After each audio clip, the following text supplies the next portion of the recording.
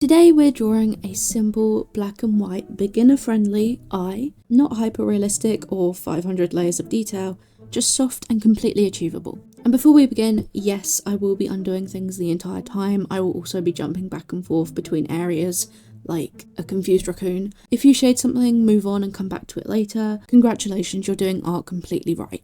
Okay, so the first thing I'm going to do is the top eyelid.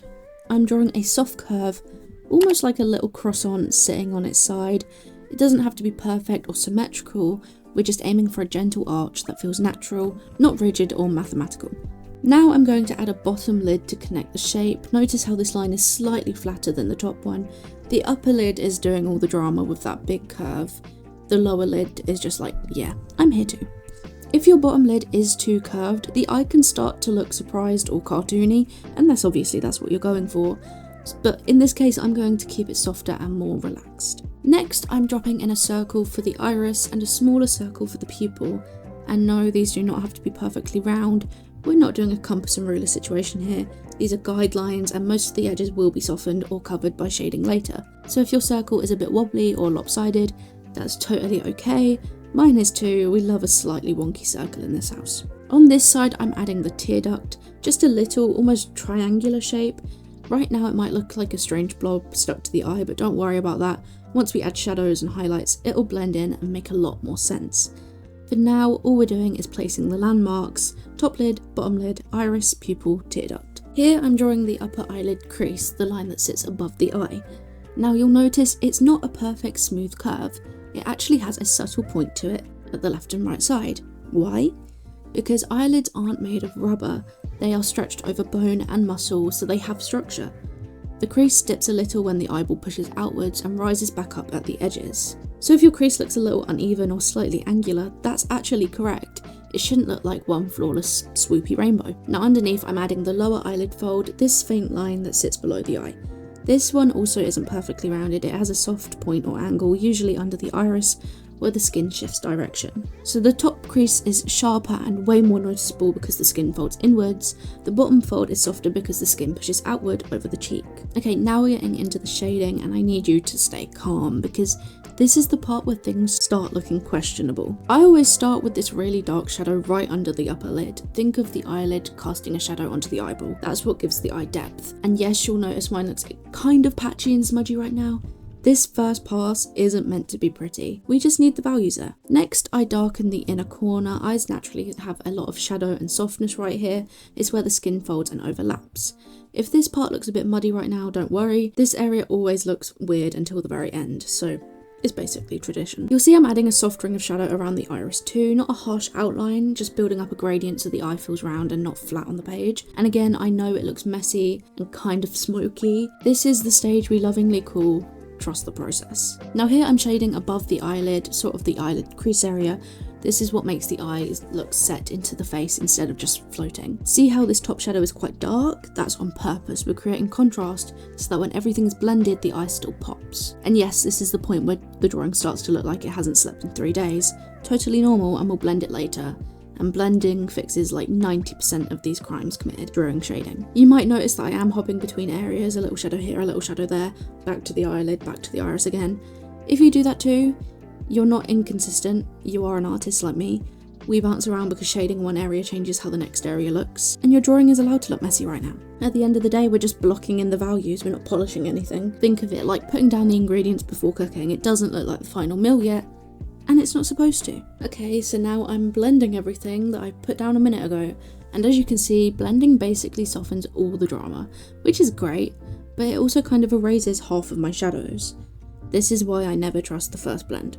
Ever. When I blend, I'm not trying to make everything perfect, I am just simply softening the edges and smoothing out those patchy areas we had before so the eye feels rounder and more natural. See how this top shadow kind of melts into the crease now?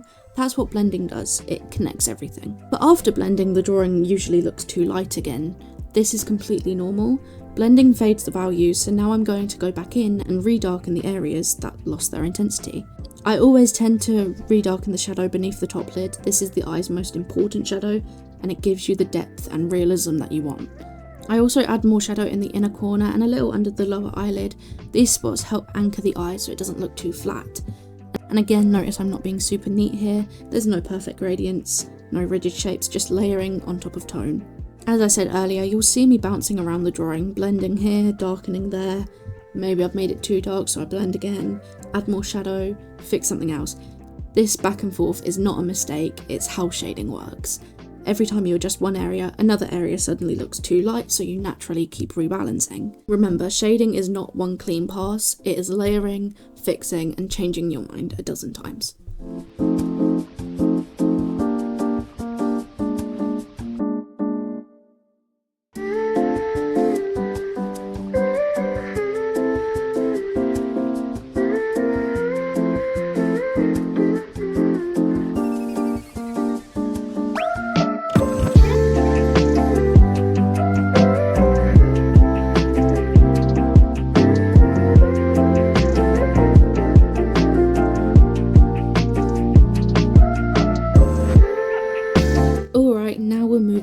The iris, and don't worry, we're not doing the ultra mega super detailed YouTube iris that looks like a HD photograph.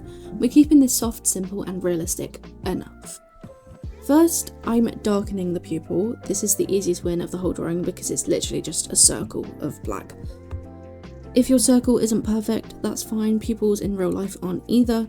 They shift and squash a bit depending on the light, and half the time mine turn out like a slightly lopsided void, which is totally okay. Next, I'm adding a soft gradient around the inside of the iris, just sweeping the pencil or brush outward from the pupil, keeping everything very gentle. I tend to start from the top in the darkest area to the bottom, the lightest.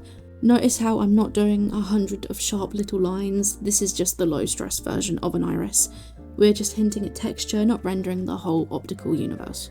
I do add some soft cloudy shading inside the iris, nothing super defined, just little wisps and patches of value. This gives the eye depth without overwhelming beginners or turning this into a 12-hour project. Your iris is allowed to look smoky, blurry, or even slightly uneven right now. We blend the tidy things later.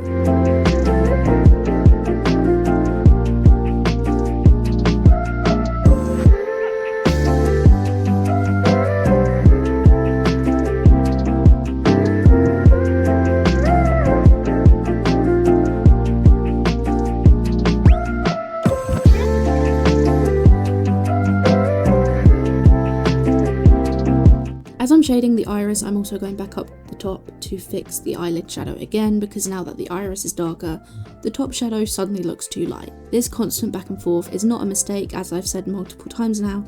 This is just how art works. I'm also softening the outer edge of the iris so it blends naturally with the sclera, the white of the eye. We don't want a harsh outline unless you're going for an anime eyeliner vibe. Your iris does not need microscopic details for it to look good. Sometimes subtlety looks more natural, and is way kinder to beginners.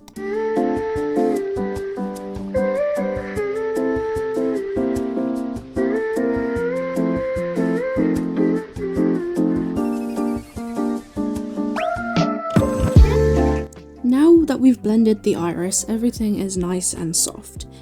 But the eye is officially looking a little bit dead. That's normal because we haven't given it a soul yet. The most important thing in the entire drawing is the highlights.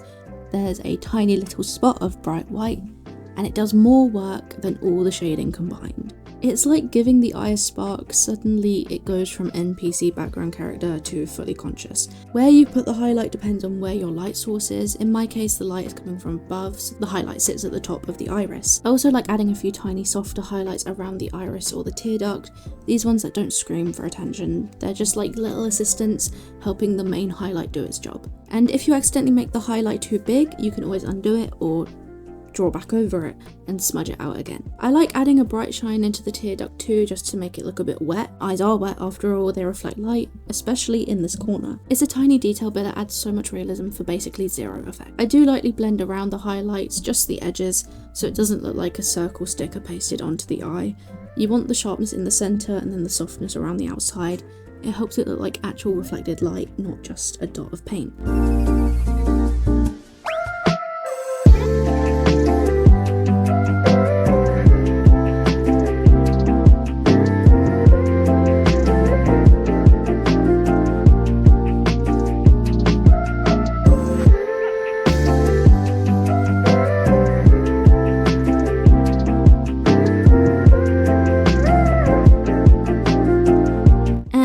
course, as soon as I add any highlights, everything looks too light again, so here we go again. I jump back to the shadows and deepen them. The contrast between the darkest dark and the brightest highlight is what makes the eye look dimensional, so don't be afraid to darken around your highlights to make them pop. And to be clear, highlights do not need to be perfectly round, they do not need to match what I'm drawing, they do not need to follow any ultra realistic tutorial rules. You're just placing little sparks of light to make the eye feel alive.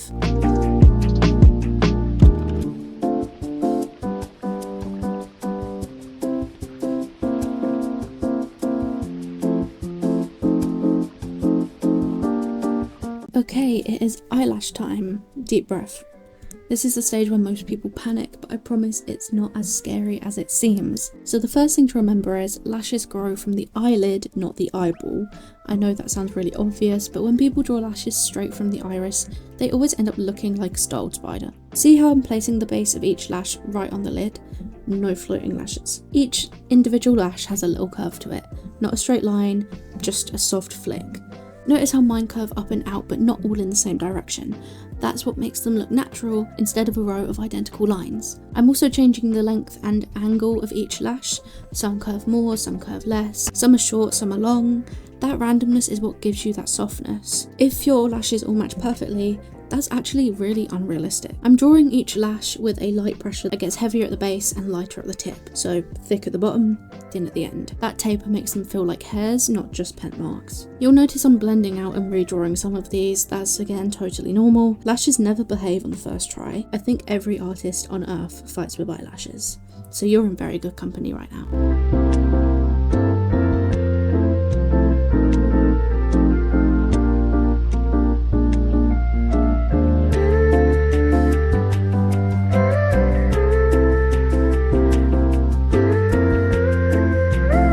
For the lower lashes, I like keeping them short, subtle and quite spaced out. Lower lashes aren't as heavy as top ones. They're very shy, delicate little wisps. See how they gently flick down and then fade? That is the vibe you want. I do soften the lash line just a tiny bit to make everything blend into the shading of the eyelid. Nothing too dramatic, but it's just so the lashes don't look like they were just glued on.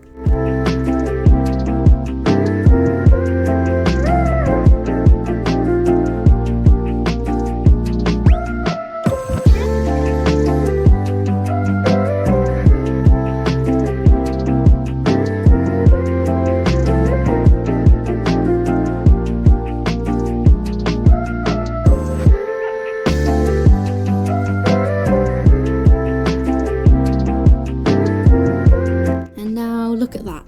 Can you believe it? You have officially drawn your very own eyeball, like an actual eye, a whole spherical organ, with lashes and highlights and shadows that were fighting for their lives earlier. Seriously, I hope you're proud of yourself because this is not an easy thing to draw. But you've stuck with it through the messy stage and the why does this look like a haunted potato stage. But you've made it to the end. Most people give up long before this part.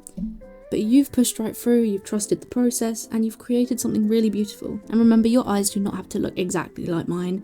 Yours might be darker, lighter, messier, but it all counts. Every artist's eye looks different, and that's the magic of it. If you undid things 100 times, that's perfect. If you changed your mind constantly, same here. That's just how art works. And if you enjoyed drawing this little eyeball with me, good news, I've got more tutorials coming very soon. We're talking lips, noses, and I would love to see your version of this eye. Seriously, please tag me on Instagram at artofgeorgina so I can scream about how talented you are in the comments. And if you want to support my work, or if you want just some spooky, soft, dramatic art on your walls, my prints and originals are available in my shop. Every order genuinely helps me keep making tutorials like this, so thank you to anyone who checks it out. Okay, that's it from me today. Go rest your hands, hydrate, and stare proudly at your new masterpiece. And I will see you in the next video.